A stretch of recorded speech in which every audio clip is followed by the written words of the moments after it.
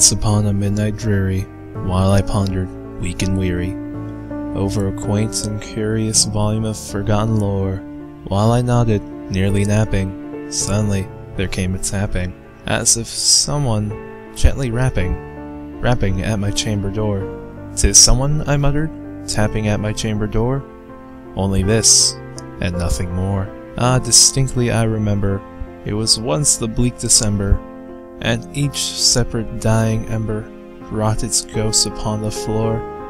Eagerly I wished the morrow, vainly I had sought to borrow from my books surcease of sorrow, sorrow for the lost Lenore, for the rare and radiant maiden, whom the angels name Lenore, nameless here forevermore.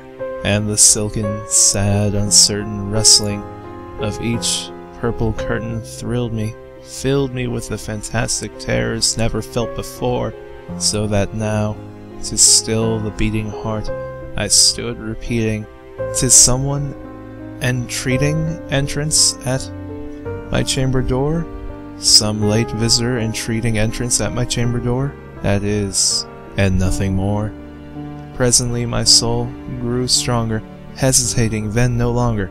"Sir," and I, "or madam, truly your forgiveness I implore, but the fact is I was napping, and so gently you came rapping, and so faintly you came tapping at my chamber door, that I scarce was sure I heard you." Here I opened wide the door, darkness there, and nothing more.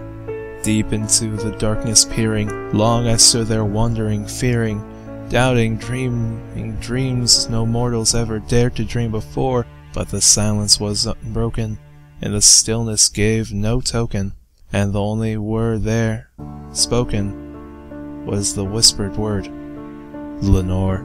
This I whispered, and an echo murmured back the word, "Lenore." Merely this, and nothing more. Back into the chamber turning, all my soul within me burning. Soon again I heard a tapping, something louder than before. "Surely," said I, "surely that is something at my window lattice. Let me see, then, what thereat is, and this mystery explore. Let my heart be still a minute, and this mystery explore. 'Tis the wind and nothing more." Once here I flung the shutter, with many a flirt and flutter. In there stepped a stately raven, of those saintly days of yore.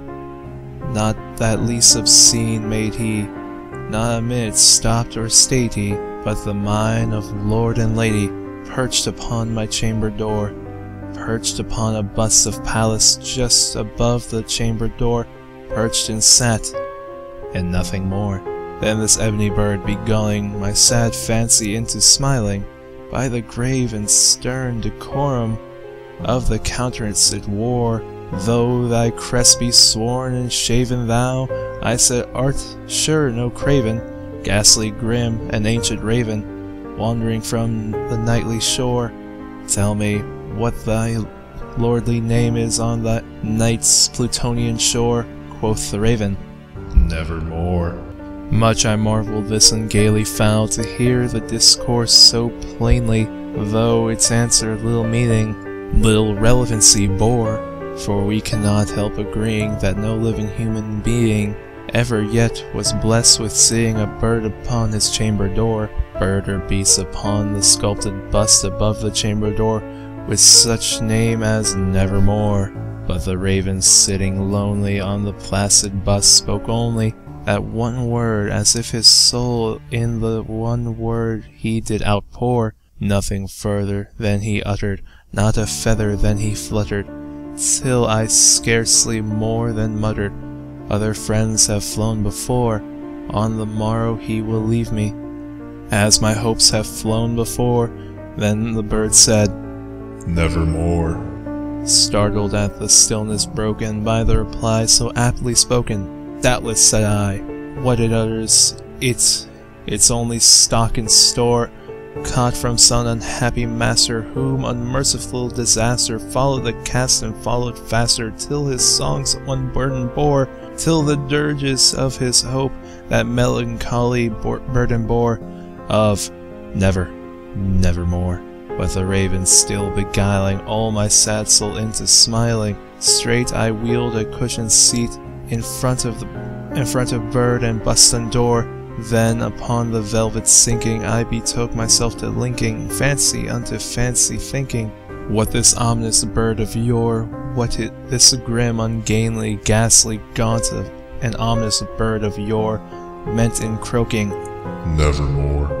Thus I sat engaged in guessing, but no syllable expressing, to the fowl whose fiery eyes now burn into my bosom's core. This and more I sat divining, with my head in east reclining, on the cushion's velvet lining, that the lamplights gloated o'er, but whose velvet violet lining, with the lamplight gloating o'er, she shall press, nevermore. Then methought the air grew denser, perfumed from an unseen censer, swung by seraphim whose footfalls twinkled on the tufted floor. Wretch, I cried, thy God hath lent thee, by these angels he hath sent thee respite and nepenthe from thy memories of Lenore. Quaff, oh quaff this kind nepenthe, and forget this lost Lenore, quoth the raven, nevermore.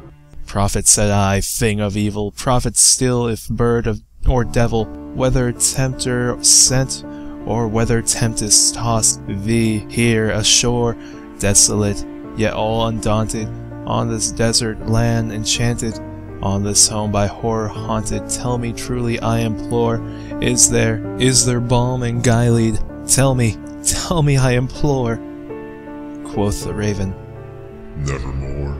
Prophet, said I, thing of evil, prophet still, if bird or devil, by the heaven that bends above us, by the God we both adore, tell this soul with sorrow laden, if within the distant Aidenn it shall clasp a sainted maiden, whom the angels name Lenore, clasp a radiant maiden, whom the angels name Lenore, quoth the raven, nevermore. Be that word our sign of parting, bird or fiend, I shrieked up starting, get thee back into the tempest and the night's Plutonian shore.